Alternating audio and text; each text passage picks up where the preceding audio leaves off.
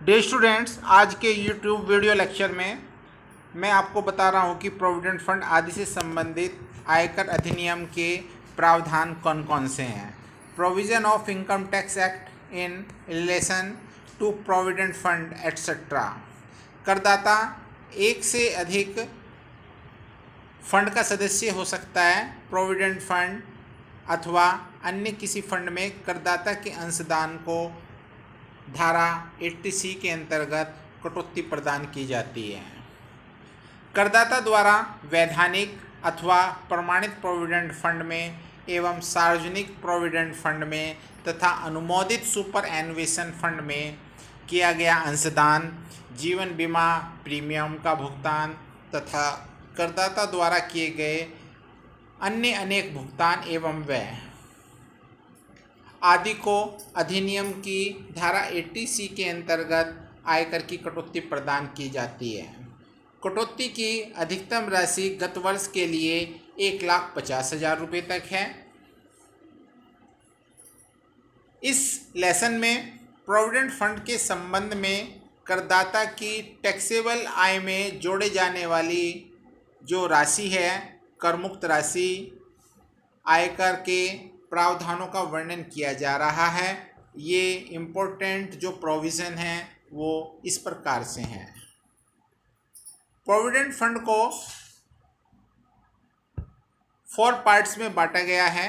First, वैधानिक provident fund जिसको हम स्टेटूटरी फंड्स बोलते हैं। सेकंड, रिकॉग्नाइज्ड यानी कि प्रमाणित प्रोविडेंट फंड। अनरिकॉग्नाइज्ड यानी कि अप्रमाणित प्रोविडेंट फंड। और सार्वजनिक provident fund, public provident fund. Firstly, कर्मचारी का अंशदान कर योग्य वेतन में शामिल करेंगे या नहीं। Employees contribution relating include in taxable salaries. सबसे पहले हम वैधानिक प्रोविडेंट की फंड बात करते हैं। कर्मचारी का अंशदान वेतन में जोड़ा जाता है। कर्मचारी को मासिक वेतन प्रोविडेंट फंड में उसका अंशदान काट करके चुकाया जाता है, किंतु उसकी कर योग्य आय की गणना करने में उसको देय पूर्ण वेतन ही सम्मिलित किया जाता है। इस प्रकार प्रोविडेंट फंड में कर्मचारी का अंशदान उसके वेतन में जोड़ा जाता है, किंतु कर्मचारी के संपूर्ण अंशदान को 1.5 लाख तक धारा 80C में कटौती प्रदान की जाती है। प्रमाणित प्रोविडेंट फंड,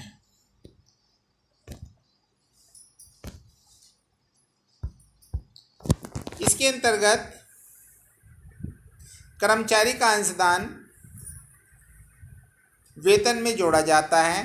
कर्मचारी को मासिक वेतन प्रोविडेंट फंड में उसका अंशदान काट करके चुकाया जाता है, किंतु उसकी कर योग्य आय की गणना करने में उसको देय पूर्ण वेतन ही सम्मिलित किया जाता है। इस प्रकार प्रोविडेंट फंड में कर्मचारी का अंशदान उसके वेतन में जोड़ा जाता है, किंतु कर्मचारी के संपूर्ण अंशदान को 1.5 लाख तक धारा 80C में कटौती प्रदान की जाती है। इसके बाद हम लेते हैं अप्रमाणित प्रोविडेंट फंड।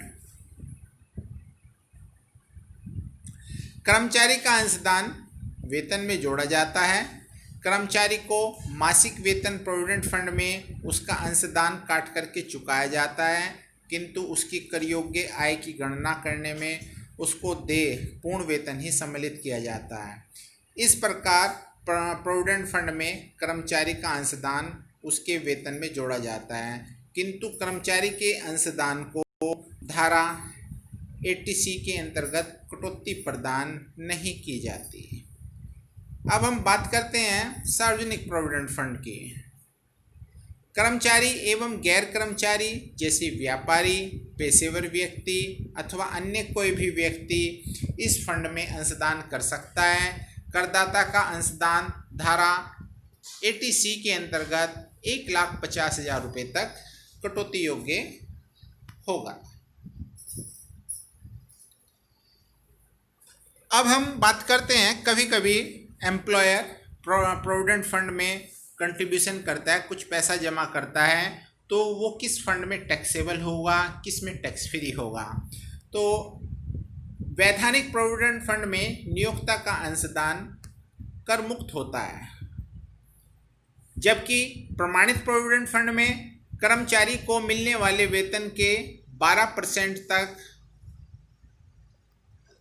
नियोक्ता का अंशदान टैक्स फ्री होगा और 12% से अधिक जितना भी अंशदान किया जाता है वो टैक्सेबल होता है। सेकंड, अप्रमाणित प्रोविडेंट फंड में नियोक्ता का अंशदान फुल्ली टैक्स फ्री होता है।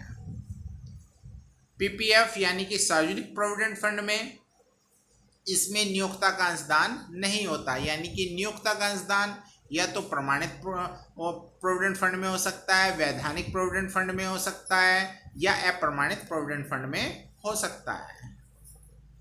जिस समय फंड में अमाउंट डिपॉजिट की जाती है तो उस पर ब्याज मिलता है, इंटरेस्ट मिलता है। तो कितना इंटरेस्ट टैक्सेबल होगा फंड पर मिलने वाला और कितना टैक्स फ्री होगा। वैधानिक प्रोविडेंट फंड पर मिलने वाला ब्याज फुल्ली टैक्स फ्री होता है।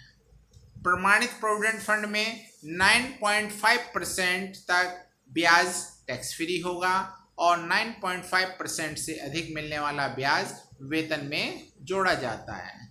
अप्रमाणित प्रोविडेंट फंड में जो मिलने वाले ब्याज की राशि है वो टैक्स फ्री होगी और सार्वजनिक प्रोविडेंट फंड पर ब्याज हमेशा इसमें कर मुक्त होता है।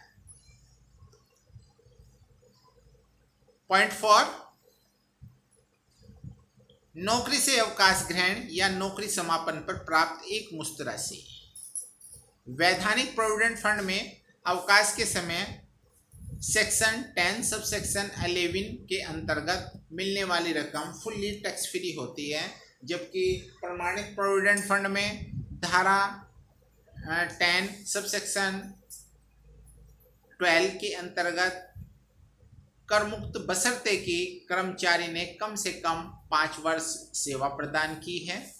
सेकंड, यदि 5 वर्ष लगातार सेवा नहीं की है तो उसे छंटनी, बीमारी या कारोबार बंदी के कारण हटा दिया गया है। अप्रमाणित प्रोविडेंट फंड की स्थिति में कर्मचारी के अंशदान की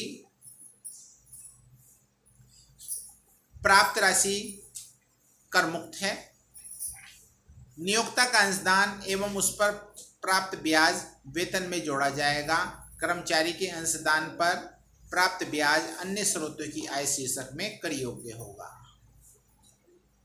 सार्वजनिक प्रोविडेंट फंड से प्राप्त राशि पूरी की पूरी कर मुक्त होती है। प्रमाणित प्रोविडेंट फंड में बार बार वेतन वर्ड का प्रयोग किया जा रहा है। वेतन से अभिप्राय होता है कि प्रमाणित प्रोविडेंट फंड में वेतन से आज से मूल वेतन, महंगाई भत्ता यदि वो सेवा शर्तों के अंतर्गत है, और प्लस कर्मचारी द्वारा की गई बिक्री पर एक निश्चित प्रतिशत की दर से कमीशन। इन तीनों का जो टोटल होता है उसको यहाँ पर वेतन मानते हैं। Thank you.